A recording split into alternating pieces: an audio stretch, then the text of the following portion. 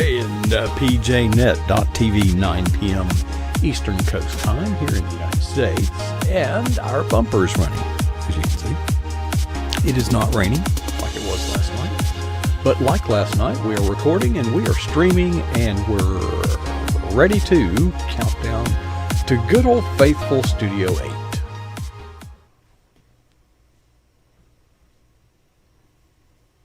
Well, welcome to pjnet.tv. I'm your host, Coach Prasick, coming to you from, this is the original PJNet studio, studio number 8, the big screen. It has served us well over the years. Thank you for all of you who pray and support and do all kind of things to help the cause out. I can turn my microphone up now because it's not raining like it was last night. Hey folks, buckle your seatbelts. We're in for a ride. Lori Hayes comes our way at this time every month, and she is standing by with a smile on her face because you have everything under control and you have all the circumstances in your life manipulated in your favor, and you look like you just live in the dream, but it doesn't really work that way, does it, Lori? No. But you still look happy. Thank you. It can be a facade sometimes. You're faking it. Good. You. Okay. Yeah. We'll go with that.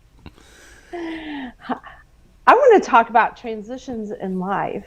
When God starts closing all the doors, but he doesn't necessarily open new doors, and he doesn't always open the doors in the time frame that we want him to. And that can be hard. The wait can be hard sometimes. We depend upon stability and order, don't we? Definitely. We work hard to make it that way. But at the same time, we want adventure and excitement. But we want it on our terms. Right, new growth. Yeah. But we want that on our terms, when and how we want it. But sometimes God wants us to grow, and he challenges us. And darn, we may not like it. You know, he's done this to me before, and I know that I've come out the other side and I'm fine. He's done this for me. Yes, thank you. And I just have to trust that he has everything under control. But I found something on one of my Facebook friends' wall, and I wanted to read it because it touched me and sort of set off an entire epiphany for me last night. And I just want to read it. Please do. Okay. I need it too. I think we all do. So it's thank me for your problems. That's hard to do. As soon as your mind gets snagged on a difficulty, bring it to me with thanksgiving. Then ask me to show you my way to handle the situation. The very act of thanking me releases your mind from its negative focus. As you turn your attention to me, the problem fades in significance and loses its power to trip you up. Together we can deal with the situation, either facing it head on or putting it aside for later consideration. Most of the situations that entangle your mind are not today's concerns. You have borrowed them from tomorrow. In this case, I lift the problem out of today and deposit it in the future where it is veiled from your eyes. In its place, I give you my peace, which flows freely from my presence. That's Philippians 4:6, John 14:27. And that touched me. And, you know, I had to ask myself, sure, I walk in faith, or at least I think I walk in faith, but am I trusting? You know, am I really trusting? And we work hard to get somewhere, but where? We think we know, but do we really know? A hint, it's a far hike, but not as far as you think. I realized last night, I've been hiding from my own life. All I do is I go to work, I take care of kids, I cook, I write, and I repeat the process over and over again. And I really feel like I've just been hiding and I haven't realized it. But I looked around and I have everything that I actually need. I have a place to live, I have food, I have gas, and I have my children. And really, those are the most important things to me. And, you know, if I really think about it, I'm quite blessed because a lot of people don't have those things. Well, so, and we take for granted the things that we already have, you know, I don't have a toothache right now. Okay, I remember about a year ago, I guess it was, when I had to have this tooth removed because it wasn't worth fixing. That was an ordeal. But we don't think about things until we don't have them anymore, till they're denied, till they're taken away from us. Yeah. And I think that we should, remember to thank God, that hey, my eyesight's good, my hearing's good, I'm losing Yes. weight. But we tend to take those things for granted, and we focus on the things we don't have. Now, earlier, like what you said, our problems are in the future. A lot of the things that we Yes. worry about are in the future. They're not actually present right now. And I know for a fact that 90% of the things that we worry about never happen, which Yes. makes worry 90% effective. Yes. No. And try thinking about that at 3 a.m. in the morning when you're awake and you are stressing out. But I'm learning to meditate again, and I'm learning to just pray and ask God to take all my anxieties away from me and just hold on to them so I don't have to worry about them. Do you, Sometimes, you most of the mentioned the time that helps. routine, you go to work, you fix meals, you write, you go to bed, you start over. Do you ever double down on that, saying, if I just double down on this and get this done, then, Yes. but I've done this. I do it all the time, and I'm up till 4 a.m, which makes you compromised when you're up at 8 o'clock the next day. Oh, It's never enough, is it?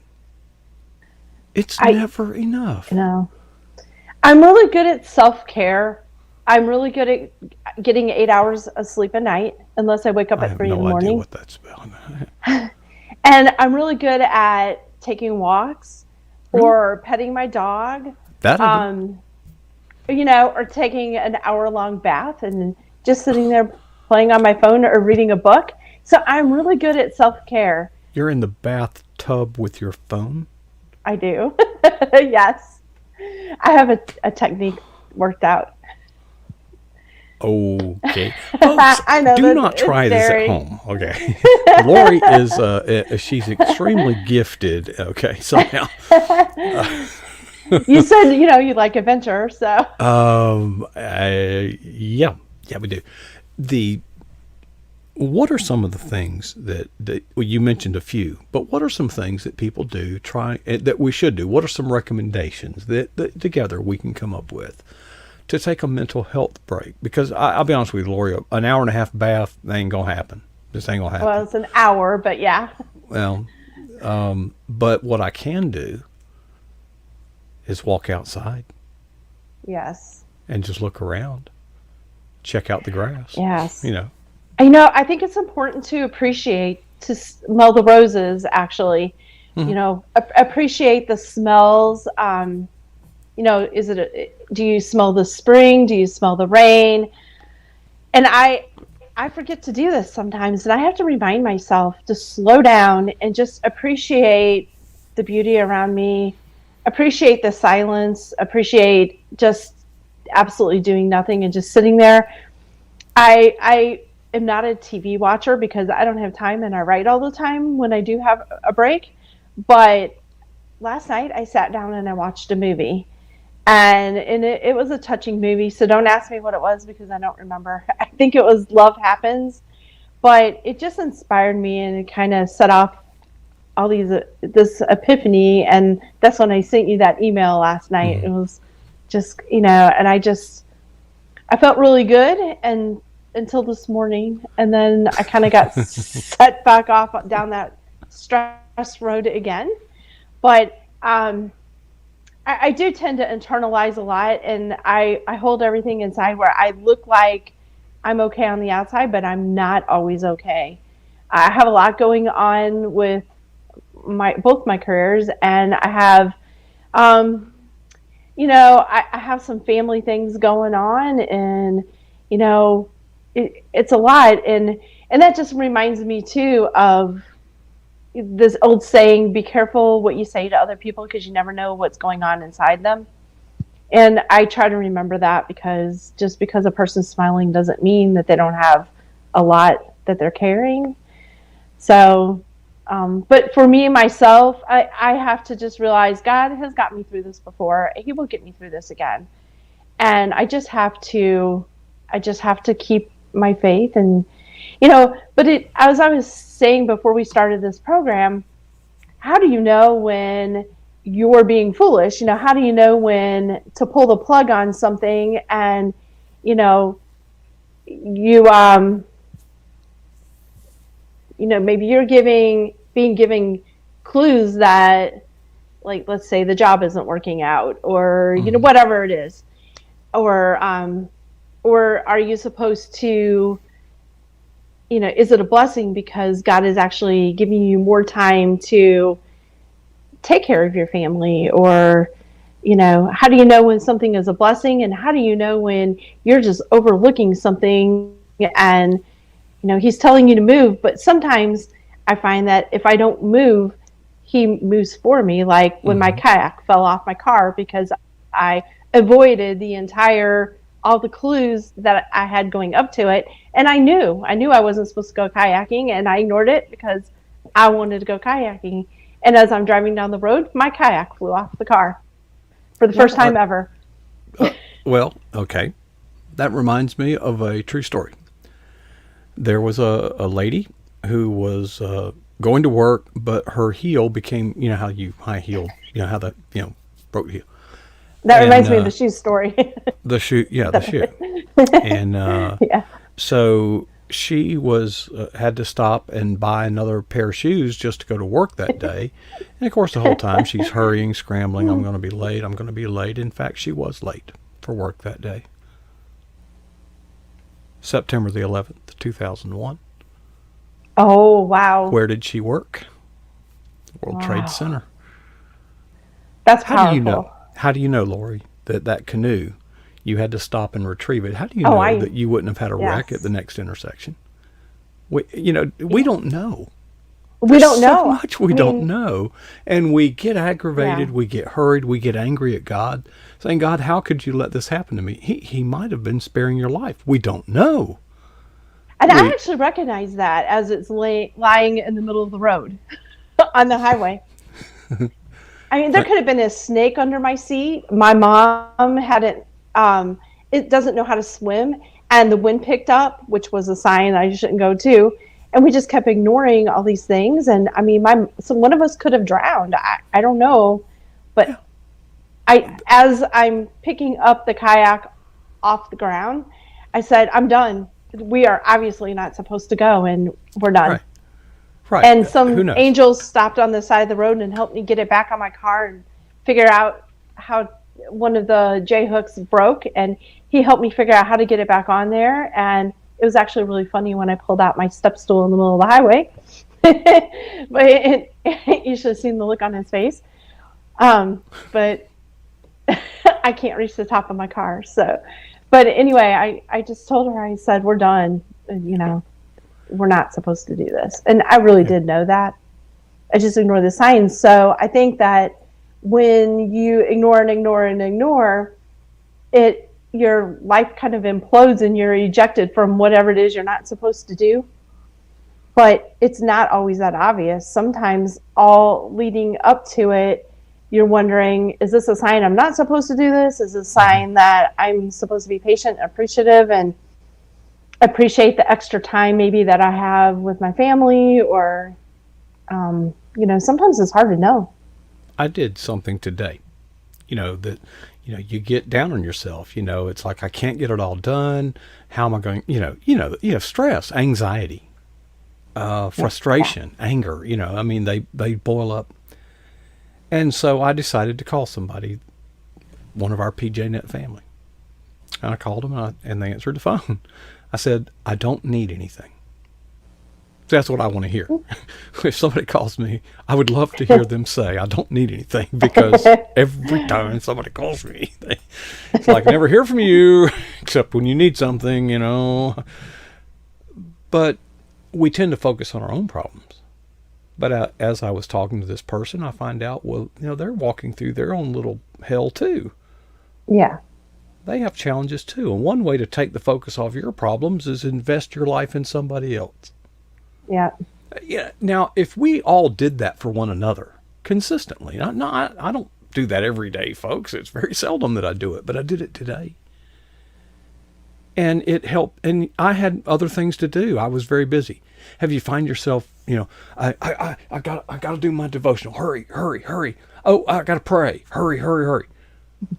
That is, what is wrong with us? What is wrong with me when I'm saying I've got to hurry through this because I have other things to do? Yeah, that's the time you have to slow down and take your time doing it. If you're too busy to pray.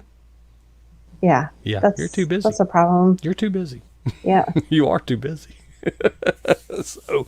So there are many coping mechanisms. What are some things not to do? Coping mechanisms that people engage on. Here's one. Let's go get drunk and forget about this. Yeah. That just makes it worse. Well, it's okay for a while you're drunk, but the problem is then you have sooner to or face later yourself. You won't be drunk. You sober up and guess what? And then your problems are usually worse. Yeah, you haven't, you've just incapacitated yourself. Sometimes, I know at work, hurry, hurry, hurry. I consider hurry the incubator of mistakes. Yeah. Okay. And I was telling the drivers, I said, listen, stop, take a deep breath. I want you to take 30 seconds to review what you're about to deliver and make sure that what you have in your possession is what's on that invoice. You know what I'm saying? Slow down. It's when you hurry, you make a mistake, then you have to correct the mistake, and your reputation's been, and it takes more time. Right. If there's time to do it over, there's time to do it right. Yeah. But okay, I'm trying to think of an instance in the Bible where God said, hurry. There surely is one, but I don't think he meant hurry in an anxious kind of way. No. He might have said, make good speed, be intentional, don't slumber, be intentional. But I don't. Yeah. I do see, Jesus. Hey, I'm gonna go up here on the mountain for a minute, and spend, crossing the sea in the storm. What's Jesus doing? Hey, he's taking a nap, man. Do you take naps? Well, I took one right before this program. Oh, that's right. I remember you said. Yeah. You said that, and I went on to the next task because I was in a hurry, and I thought, if she oversleeps, I do not do wake-up calls for adults. Okay, don't do it. I knew you were thinking that, but that's why I said short nap. Yeah. Well, I have 2 alarms on my, your phone, it has 2 alarms. So I use one for work and one for nap. There you go. No, but I'm not normally a napper because I wouldn't be able to sleep at night. I never nap. Really? So if I take a nap, it's because I'm really tired. Oh, no. We can never get along. No, I gotta take a nap. You don't want to be around me if I can go on 3 hours of sleep per night, but I better get an hour nap. I've got to have, and now that I've got this place, dogs, are a pet. It doesn't have to be a dog, but my dog really loves me, and that calms me down. Yeah, he's just, I'm looking at him like he's chilling out, and I'm over here going to pieces. I'm like, I wish I could be a dog. You got it. Lori, challenges, and it never ends. I know. Let me guess. You think if you can just get over this next hurdle, that everything's just going to be sunshine and blue jays, right? It would be nice. But then I'd probably get bored. For a while. Mm-hmm. For a while. I think sometimes you have to stir up the water, though. And sometimes you have to calm it. And sometimes you just have to let go of the oars and just kind of let the stream carry you. Yeah, I agree. Well, Lori, whatever is next. We got a minute. We're going to make 1 minute. We forgot. We got something kind of important in your life, or I did anyway. There's this book cover, Island Summer. And where are we at on that? Oh, so it's coming out on June the 8th. So I have my corner. Yeah, I have my arcs, and people are reading it and getting ready to leave some reviews. So that's exciting, and I have the best launch team in the entire world helping me out. So, so it's pretty exciting. And then I just finished we talked about this before, having 5 edits. It's really 3 edits and then 2, like a proof and then a final read through. Mm-hmm. And so I'm getting, I am up to the point where I'm waiting for my final read through of my book that's coming out in October. So that's exciting. And then in the meantime, I am writing a nonfiction proposal and I'm almost finished with it. And I'm real excited. Well, you needed something to do. Like I don't have enough. No, you don't have enough to do. Well, Lori, hey, listen, we appreciate you sharing your sage wisdom with us tonight. And the smile on your face tells us that your countenance, whatever might be happening below the levels of the water there, they're not affecting your radiance and your countenance and your joy. So it's a joy to be with you. Appreciate you sharing with us tonight. I appreciate being here. Folks, that was Lori Hayes, and that you see right there, behold, the Eagle's Nest, the broadcast facilities here at pjnet.tv. Oh, wow. Good to chat with Lori, and she is part of our PJNet family. We have the greatest fellowship on the planet. And, hey, most of you know that Michelle Medlock Adams is here at the bottom of the hour on Wednesdays, but she's still working on yet another deadline. But she has made arrangements, and we're going to have some fun. We're gonna talk World War II and stuff. Man, it's going to be good. That happens at the bottom of the hour. Until then, I'm going to sign off for a little while and get everything ready. We are in Studio 8, and she will be in Studio 13, 5 doors down the hall. I'll get everything ready. Before I do that, or while I'm doing that, would you contemplate 2 profound questions that I reflect upon frequently? And I want to share them with you because they have helped me, and I hope they'll help you. The first question is this: what is the boldest thing that you have ever done for Jesus Christ? And the second question is, when was that? I certainly hope that none of us will be satisfied with either answer.